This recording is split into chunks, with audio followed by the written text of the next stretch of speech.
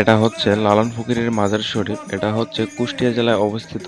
আমরা 17ই অক্টোবরে গিয়েছিলাম। ফকির লালন শাহ কিন্তু কোনো নির্দিষ্ট ধর্মের অনুসারী ছিলেন না, কারণ তিনি ধর্ম, বর্ণ, লিঙ্গ এবং জাতপাতের ভেদাভেদকে প্রত্যাখ্যান করেন, মানবতাবাদের উপর জোর দিয়েছিলেন। আসসালামু আলাইকুম এভরিওয়ান, কি অবস্থা? সবাই কেমন আছেন? আশা করি সবাই ভালো আছেন। আলহামদুলিল্লাহ, আমিও বেশ ভালো আছি। আমি আছি আপনাদের সাথে কাউসার দা গো বাংলা। তো ভিডিও শুরু করার আগে আমি আপনাদের কিছু গুরুত্বপূর্ণ কথা বলি। এইখানে আসলে আপনারা কি দেখতে পারবেন, কোথায় বাইক রাখবেন, কিংবা কোথায় খাওয়া দাওয়া করবেন, এবং ঘুমানোর জন্য কোনো জায়গা আছে কিনা, কি দেখার মতন আছে, কিরকম মানুষ হয় এই মেলায়, সবকিছু দেখাবো আজকের এই ভিডিওতে আপনাদেরকে ঘুরিয়ে ঘুরিয়ে। তার পাশাপাশি বিশেষ করে লালন ফকিরের ইতিহাস তুলে ধরার চেষ্টা করব আপনাদের মাঝে। তার জন্মস্থান কোথায় এবং তিনি মৃত্যুবরণ করার কোথায়, সবকিছু তুলে ধরবো আজকের এই ভিডিওতে। তো ভিডিও শুরু করা যাক এখন। তো ভিডিও শুরু করা যাক। এই মুহূর্তে আছি আমরা পদ্মা সেতুর উপরে। আমাদের মুন্সিগঞ্জ সদর থেকে চলে আসি এই পদ্মা সেতুর উপরে। এখন যে ভিডিও দেখতে পাচ্ছেন এটা হচ্ছে আমাদের মুন্সিগঞ্জ জেলায় অবস্থিত। এই পদ্মা সেতুও কিন্তু আমাদের মুন্সিগঞ্জ জেলায় অবস্থিত। আর এই সেতুর ওই পারে পড়েছে শরীয়তপুর জেলা। এই পদ্মা সেতু দুই জেলায় দুই সাইড পড়েছে। আমরা কিন্তু বিশেষ করে যাব কুষ্টিয়া লালন ফকিরের মাজার শরীফে। তো এই রাস্তার মধ্যে যেতে যেতে আপনাদের সাথে কিছু জায়গার সাথে পরিচয় করিয়ে দেব, তারপরে আমরা চলে যাব মূল আলোচনায় ফকির লালন শাহকে নিয়ে। এই যে এই মুহূর্তে আছি আমরা ফরিদপুর বাঙ্গায়। এই বাঙ্গাটা কিন্তু সবাই চিনেন মোটামুটি, আমরা বাংলাদেশি যারা আছি বাংলাদেশের 64 জেলার মধ্যে আমরা সবাই মোটামুটি চিনি এই জায়গাটা। রাস্তা বাঙ্গা না হলে জায়গাটার নাম কিন্তু বাঙ্গা আসলে। এই যে আমি আপনাদের দেখাইতেছি, এই যে দেখেন, এটা হচ্ছে ফরিদপুর জেলায় পড়েছে, আর বাঙ্গা হচ্ছে উপজেলা। আমাদের মুন্সিগঞ্জ থেকে এইখানে দূরত্ব হচ্ছে 75 কিলোমিটার। আমাদের মুন্সিগঞ্জ থেকে এতটা ডিস্টেন্স থাকার কারণে আমরা এইখানে একটা ছোটখাটো একটা ব্রেক নেব। এই যে এই মুহূর্তে যাদের দেখতে পাচ্ছেন ক্যামেরার সামনে, এরা সবাই হচ্ছে আমাদের ভাই ব্রাদার। তো সবাই মিলে আমরা এইখান থেকে কুষ্টিয়া লালন ফকিরের মাজার শরীফে যাব। তো আমি বাইক থেকে নেমে এই যে আপনাদের ভিউটা একটু দেখাইতেছি। এখানে ভিউটা অসাধারণ একটা ভিউ, আর ড্রোন দিয়ে ভিডিও করতে পারলে তখন ভিডিও আরো জোস লাগে। একটু ভালো করে দেখাই যে দেখেন এখন দেশের যে পরিস্থিতি, এই কারণে এই জায়গায় কাশফুল হয়ে রয়েছে। আপনার অন্যান্য সময় এই জায়গায় কাশফুল তেমন একটা হয় না, পরিবেশটা খুবই সুন্দর থাকে। তো দেশের পরিস্থিতি এইরকম থাকার কারণে কাশফুল হয়ে রয়েছে। তো যাই হোক, আমরা ওই ব্যাপারে না যাই। এখানে আমরা আর বেশিক্ষণ লেট করব না। আমরা আমাদের গন্তব্যে যাওয়ার জন্য আমাদের ভাই বোনেদের দেখতে পাচ্ছেন সবাই রেডি হচ্ছে। এখন আমরা রওনা দিয়ে ফেললাম লালন আখড়া যাওয়ার জন্য। আমাদের যেতে হবে কিন্তু ফরিদপুর উপর দিয়ে রাজবাড়ী হয়ে পাংশা হয়ে যেতে হবে কুষ্টিয়াতে। কুষ্টিয়াতে কিন্তু লালন ফকিরের আখড়া আমরা সবাই মোটামুটি জানি। আর হাতের বাম পাশে যে রাস্তাটা দেখতে পাচ্ছেন এইখান দিয়ে চলে গেছে আপনার ঢাকার ওই দিকে আর কি। ঢাকায় ব্যাক করতে হলে ওইখান দিয়ে আসতে হবে যদি আপনারা এই রোডে এসে পড়েন। তো এইখানে দেখতে পাচ্ছেন আমাদের এই যে বাইকার একটা, এটা হচ্ছে আমাদের ভাই বারান্দর। আমরা টোটালি 3টা বাইক নিয়ে আসছিলাম। তো আমাদের আরেকটা বাইকার চলে গেছে, আমাদেরকে রাইখে আগে আগে চলে গেছে। অবশেষে আমরা চলে আসলাম 189 কিলোমিটার রাস্তা পাড়ি দিয়ে এই লালন আখড়ায়। এখন আমরা খুব কাছাকাছি আছি। এত মানুষ দেখে আপনারা অবশ্যই বুঝে ফেলছেন এই রাস্তা ধরে আমাদের যেতে হবে আরও 1 কিলোমিটার। এত পরিমাণ জ্যাম আর এত পরিমাণ মানুষ, এই কারণে আমাদের এরকম মানুষের ভিড় দিয়েই যেতে হবে প্রায় 1 কিলোমিটার। প্রচুর পরিমাণ মানুষ। রাস্তা যত এগোচ্ছি ততই মানুষের ভিড় বাড়ছে, রাস্তার মধ্যে জ্যামজট বেড়ে যাচ্ছে। এই যে দেখতে পাচ্ছেন প্রচুর পরিমাণ মানুষের কারণে রাস্তা পুরো জ্যাম হয়ে রয়েছে। তো এরকম করে আমাদের অনেকটা আশা হয়। তো অনেকটা আসার পরে আমরা এখন চলে আসছি লালন আখড়ার রাস্তা হয়ে, যেটা হচ্ছে লালন আখড়া যেতে হলে এই রাস্তা হয়ে যেতে হবে। তো এইদিকে রাস্তা জ্যাম হওয়ার কারণে আমরা ঢুকতে পারছি না, আমাদের কিছুটা আবার এগিয়ে ইটার্ন নিয়ে আসতে হবে। তো আমরা ইটার্ন নিয়ে চলে আসলাম। এই যে দেখতে পাচ্ছেন এটা হচ্ছে আপনার লালন আখড়া যাওয়ার যে রাস্তাটা। এইখানে প্রচুর পরিমাণ মানুষ, আর এইখানে আপনার রাত 12টার আগে বাইক কিংবা যে কোনো যানবাহন চলা নিষেধ। তবে এটা আপনার সব সময়ের জন্য না, এই আজকে মেলার জন্যই। এইখানে আসছিলাম আমরা আমাদের বাইক রাখার জন্য। আমরা যেহেতু বাইকে করে আসছি তো বাইক রাখার জন্য এখানে আসছিলাম। তবে এইখানে আমাদের না করে যে 2টার আগে আমাদের বাইক নিয়ে যেতে হবে, তো ওই কারণে আমরা ওই দিক থেকে আবার একটু বাসাবাড়ির ভিতরে আসলাম এইখানে রাখার জন্য। তো এখানে একটা রুম পাই আমরা বাইক রাখার জন্য। মেলা হলে বসত বাড়িতেও বাইক রাখা হয়। প্রতিটা বাইকের জন্য নেওয়া হয় 100 টাকা করে এক রাতের জন্য।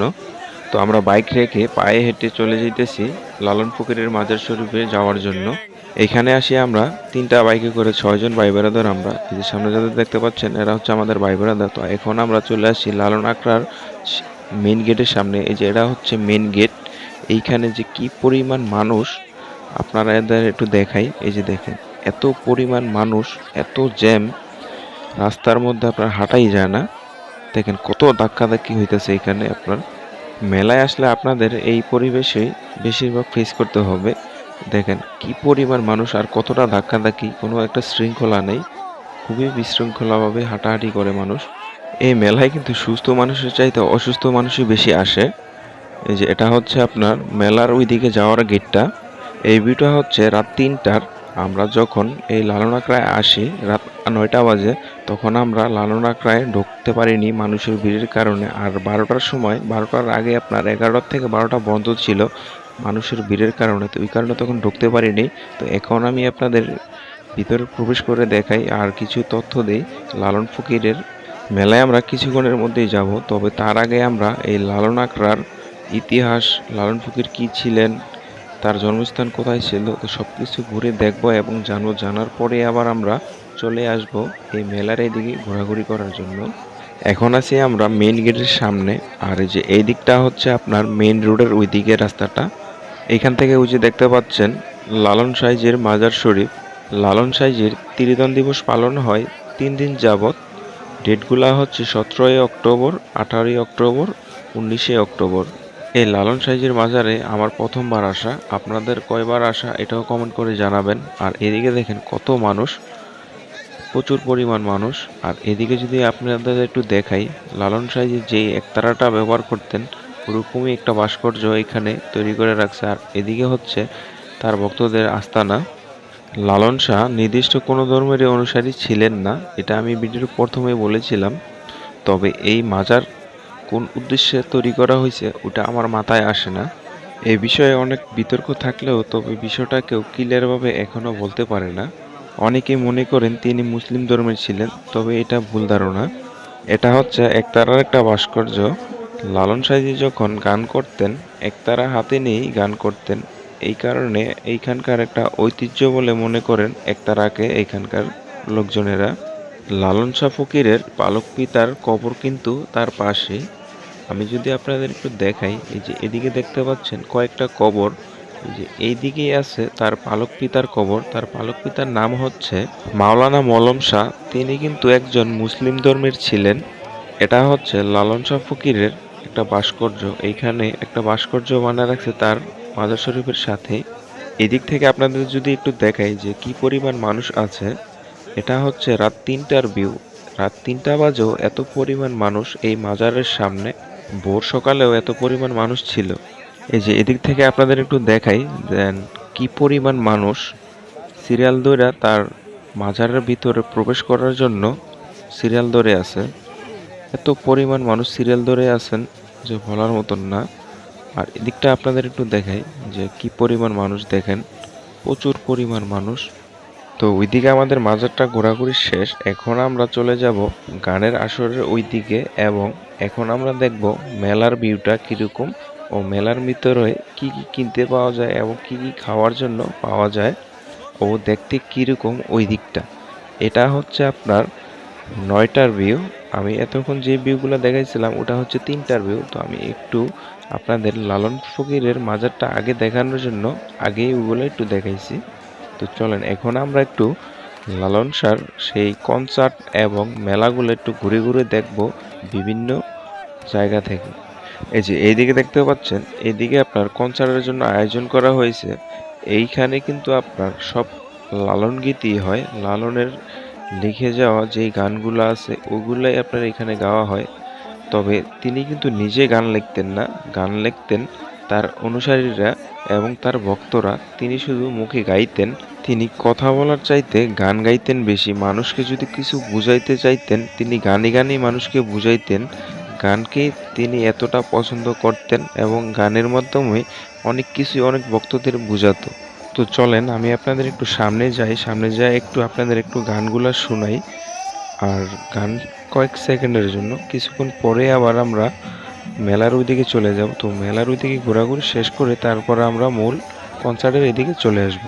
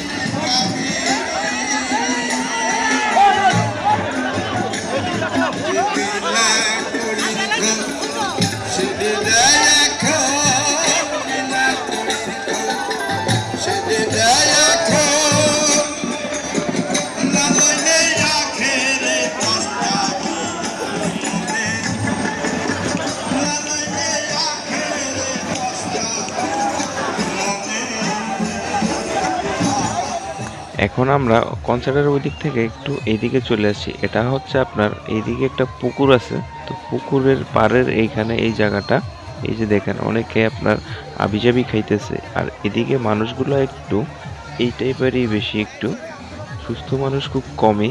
আর এদিকে মেলার মধ্যে মুখরোচক চানাচুর ভাজা, তারপর আপনার মুড়ি, ঝালমুড়ি এগুলা আর কি পেয়ে যাবেন। এই যে দেখেন উনি ঝালমুড়ি বিক্রি করেন। আর এদিকে যদি আপনাদের একটু দেখাই যে এদিকে লোক কিরকম, প্রচুর পরিমাণ মানুষ। আপনি এই মেলার মধ্যে আসলে আপনি যেই দিকে যাবেন ওই দিকে মানুষের ঠেলাঠেলি, এত পরিমাণ মানুষ, কোনো জায়গায় আপনার ভালো একটা স্পেস পাইবেন না দাঁড়ানোর জন্য। তারপর আমরা ওই দিক থেকে একটু এদিকে চলে আসলাম। এদিকেও দেখেন যে কি পরিমাণ মানুষ। আর এখানে আপনার একটা অবাক করা বিষয় দেখায়, এই যে দেখেন এই নৌকাটা হচ্ছে দোতলা। আমরা সচরাচর সবসময় দেখছি একতলায় যে এরকম, আর ওইটা হচ্ছে আপনার দোতলা। আর এদিকে দেখে আপনার মানুষগুলা, আপনার বটগাছের নিচে কি পরিমাণ মানুষ। আর এদিকে হচ্ছে আপনার আইসক্রিম বিক্রি করতেছে। এই যে দেখেন একটু হাঁটি আর আপনাদের সাথে একটু সবাইকে দেখাই যে কি পরিমাণ এদিকে দোকান আছে আর মানুষের আনাগোনা কিরকম। হাজার হাজার মানুষ আসে এই লালন মেলায়। হাজার হাজার বললে হয়তো ভুল হইতে পারে, এরকম হইতে পারে যে লাখের মতন মানুষ এইখানে আসলে আপনার একটা সমস্যায় পড়বেনই। আপনি যেটা পড়বেন হচ্ছে নেটওয়ার্কের সমস্যা। আপনার এখানে আসলে ঠিকঠাক মতন একটু ফেসবুকও ইউজ করতে পারবেন না, এত পরিমাণ নেট সমস্যা থাকে এত মানুষের কারণে। টাওয়ার কিন্তু আপনার এই মেলার থেকে একটু দূরেই, তবে ওইখানে নেটওয়ার্ক তেমন একটা পাওয়াই যায় না।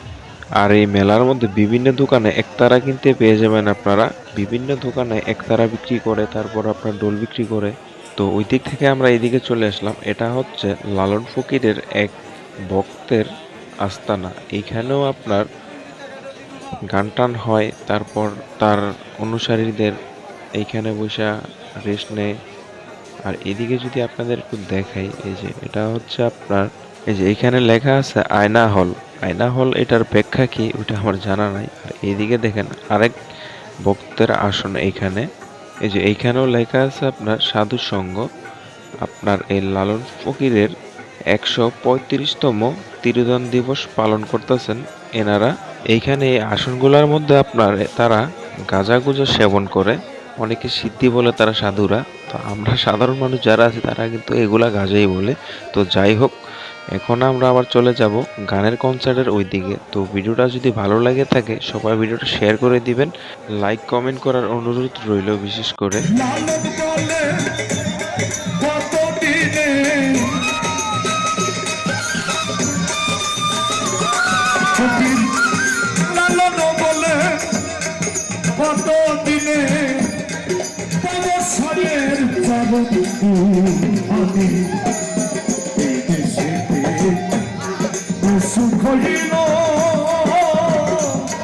আমি আমার কোথায় যাই না জানি, আমি পেয়েছি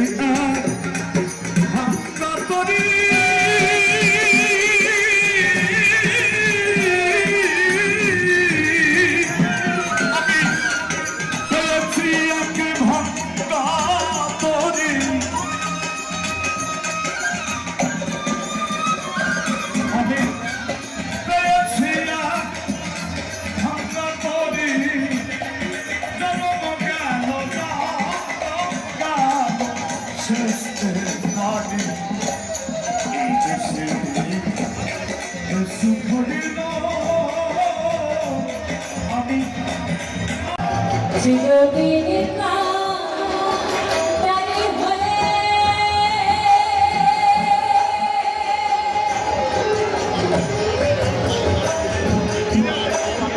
কত করে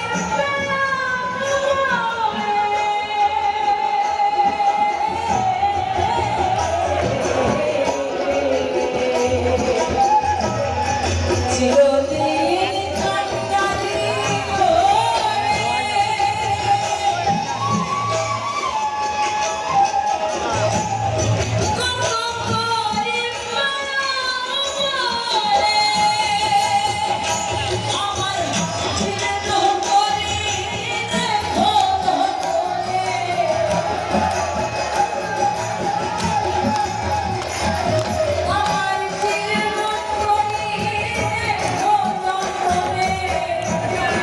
যদি তোমার মনে করি আশাই দয়াল তোমার লয়ে